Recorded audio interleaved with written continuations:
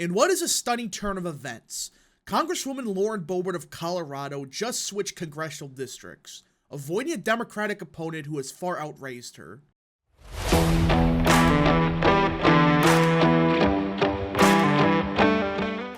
What is up, people of the internet? It is me, Real American, back in with a new video, and today it is time to talk about the 2024 congressional elections, because everyone, late last night, we received a bombshell announcement from the state of Colorado, as Lauren Boebert announced her re-election. But there was a big but to all of this. She was not running for re-election in Colorado's 3rd. She was running for another term in Colorado's 4th. Yep, she went from the fairly competitive Colorado 3rd, which there's some questions about that, to the safe Republican seat of Colorado 4th, being vacated by Ken Buck.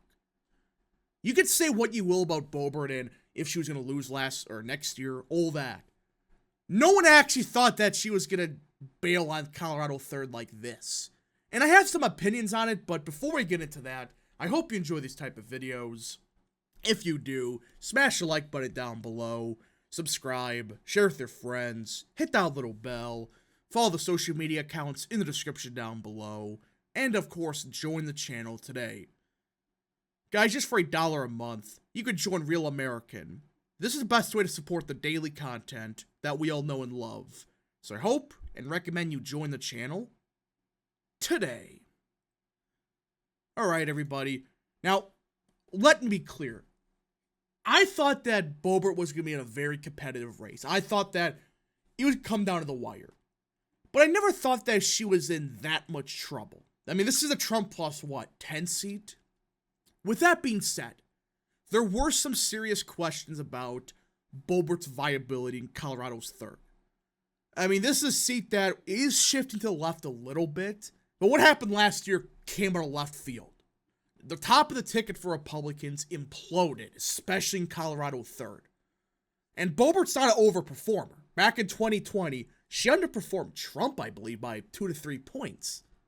So you have an underperformer with the top of the ticket imploding in the seat, and that's what happens. She comes very close to losing in Colorado 3rd. So, she thought, you know what, let's not risk it. Let's take the risk and try to win Colorado 4th, which is basically a safe Republican seat. It's like Trump plus 20. So she made the move. It's carpetbagging, but let's get into it, see why she did that. But what's her reason for it? What's the official announcement? Even though I have my opinions on it, I just said she's doing it because of, she wants to win another term. And I don't think she thinks she has that good of a shot of winning re-election in her old seat. That's just my opinion, but let's get into it. Republican Congresswoman Lauren Boebert announced Wednesday that she is switching congressional districts, avoiding a likely rematch against a Democrat who has far outraised her and following an embarrassing moment of groping and vaping that shook even loyal supporters. Which, that's probably another reason. That video, which there's some questions about why did that leak, who leaked it, and who is focused on that. Either way, doesn't matter. That video made a lot of people in her district mad. I mean, people are not happy. It's like, what is this? You're supposedly a conservative and you did that? And I know it's like a dark room and all, but like, it's not good. In a Facebook video Wednesday evening, Boebert announced she would enter the crowded Republican primary and retiring Ken Buck's seat in the eastern side of the state, leaving the more competitive 3rd district seat she barely won last year, which, again, that was because of Joe O'Dea crashing the ticket. Not Jared Polis. Don't let people fool you. Joe O'Dea was supposed to be the electable god of Colorado. He did worse than Trump in the state. So there are questions about, was that just an O'Dea problem? Or is this a serious trend? Like, Trump does 5 or 6 points worse here, and that could cause Boebert to lose. That is a good question, but I could see why she doesn't want to risk it. If she loses that seat, she's done. Her political career is dead. and which she was in peril of losing next year, as some in her party have soured on her controversial style. Boebert implied in the video that her departure from the district would help Republicans retain the seat, saying, "I will not allow dark money that is directed at destroying me personally to steal the seat. It's not fair to the 3rd District and the conservatives there who have fought so hard for our victories. The Aspen donors, George Soros, and Hollywood actors that are trying to buy the seat, well, they can go pound sand," she said. So, I'll give her credit, all right? I'll give her credit for admitting that she is not, there's a good chance she's not going to win the district. So, she's being a team player and saying, you know what? I'm going to move to Colorado's 4th, try to win a seat there, but Republicans should be able to win Colorado's 3rd. And that's what I think really happened last year with Boebert's margin. Boebert, I think, is an okay congresswoman. I don't think she's perfect. I think she's overrated. But her style on some things are definitely not liked, especially among, independents and all of that. Which, in a Trump plus 20 seat, that's not going to matter. But even a Trump plus 10 seat, that kind of does matter, especially when a lot of Republicans are kind of sick of your BS. So, I'm glad that she understands that there was a risk of her losing. So, she's like, you know what? Their entire fundraising is, I'm in the seat. So I'm just going to move. What are you going to do? Spend $50 million on a Colorado 4th? Like an R plus 20 seat? And that's the whole thing. It's like, if they don't, that's the only thing they could fundraise on, they're kind of screwed in Colorado's 3rd. Boebert called it a fresh start, acknowledging the rough year following a divorce with her husband in the video for misbehaving with a date at a performance of the musical Beetlejuice in Denver. The scandal in September rocked some of her faithful supporters, who saw it as a transgression of conservative Christian values, and for which Boebert apologized at events throughout her district. Which, yeah, that video is not good. I mean, you're out in the public, why? I don't care if it's a dark theater or not, it's like, just don't do it. And she was causing a lot of problems and all that stuff, but either way, this is one of those things where I can understand why Boebert left. There's so much crap on her in this district that people are just sick of her. So, the only thing Democrats had was Boebert. Now that she's gone, they can't fundraise against her because she's running Colorado 4th.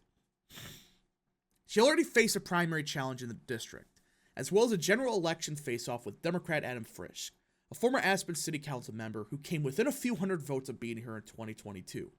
A rematch was expected, with Frisch raising at least $7.7 million to Boebert's $2.4 million. So yeah, Boebert's not even a good fundraiser, and that's, you just start looking at all the problems, fundraising she's not the best at. She's a slight underperformer. Her style is pissing off people. She was done in the district. There was a good chance she didn't even make it past the primary. Instead, if Boebert wins the primary to succeed Buck, she'll run in the state's most conservative district, which former President Trump won by about 20 points in 2020, in contrast to his margin of about 8 points in her district, so Trump plus 8. Well, it's not required that a representative lives in their congressional district they represent, only the state the district is in. Boebert said she would be moving, a shift from Colorado's western Rocky Mountain peaks and high desert mesas to its eastern expanse of prairie grass and ranch enclaves. Again, I'll give her this. She admitted it's time for a fresh start. Hell, I'm moving to the eastern side of the state. So I think she's actually committed to not just, I'm running just because I want to win. I think she just, hey, I made a lot of mistakes here. I want to have a fresh start in the eastern side of the state. In 2022, Frisch's campaign found support in the conservative district from unaffiliated voters and Republicans who defected over Boebert's brash Trumpian style. You're just going to blame Boebert for that? Again, Boebert's an underperformer, but her margin was not 100% her fault. It was Joe O'Dea pissing off Trump voters for saying Trump bad, Trump bad, Trump bad, and underperformed Trump in Colorado, which should tell you everything. But again, Boebert is an underperformer, so I'm not just 100% protecting her or defending her. She is an underperformer that wasn't a good fit in Colorado's 3rd. In this election, Frisk's campaign has revived the slogan, "Stop the Circus," and framed Frisk as the pro-normal alternative to Boebert's more partisan politics. Well, there goes that grift. There goes that. You ran on Boebert bad. And that's the problem with some of these Dems. At some point, you cannot just run on Boebert bad, Marjorie Taylor Greene bad, Trump bad. It's because at some point, it's like if they don't win the primary, just don't run again. Your grift is up. In a statement after Boebert's announcement, Frisk said he's prepared for whoever will be the Republican candidate. From day one of this race, I've been squarely focused on defending rural Colorado's way of life and offering common sense solutions to the problems facing the families of Colorado's 3rd. He said, "My focus remained the same." Oh, bull crap. Your Twitter bio had Boebert bad, Boebert bad, Boebert bad. Her entire campaign page is Boebert bad, Boebert bad. Not about common sense. And that's what I'm saying. His entire, his entire bread and butter of a campaign was Boebert is bad. I'm a normal person or whatever. Now that she's gone, I think he even realizes he's kind of screwed. The Republican primary candidate who was raised the second most behind Boebert in the 3rd district, Jeff Hurd, is a more traditional Republican candidate. Hurd has already garnered support from prominent Republicans in the district, first supported by Vale Daly. So, Jeff Hurd sucks. From everything I've read into him, he is a disaster, the way it happened. But if we win this scene of Jeff Hurd, just don't suck. Don't be a Ken Buck. Don't be schizophrenic. Don't be Lisa Murkowski. If we can get Jeff Hurd, who's, I think's garbage, but if he proves me wrong and he wins by 10 and great congressman, I think this is overall a win. We keep Boebert, who replaces the schizophrenic Buck. And again, Boebert's not perfect. I think she's overrated, but much rather have her than Ken Buck in Congress. And if you get somebody that's decent, in Jeff Hurd, which I don't think you will, I would not be mad against this. I think this would be overall a net positive. But who knows? We gotta see what happens. But if you guys did enjoy this video, smash the like button down below, subscribe, share with your friends, hit that little bell, follow the social media accounts in the description down below, and of course, join the channel today. Thank you so much. Godspeed to all of you.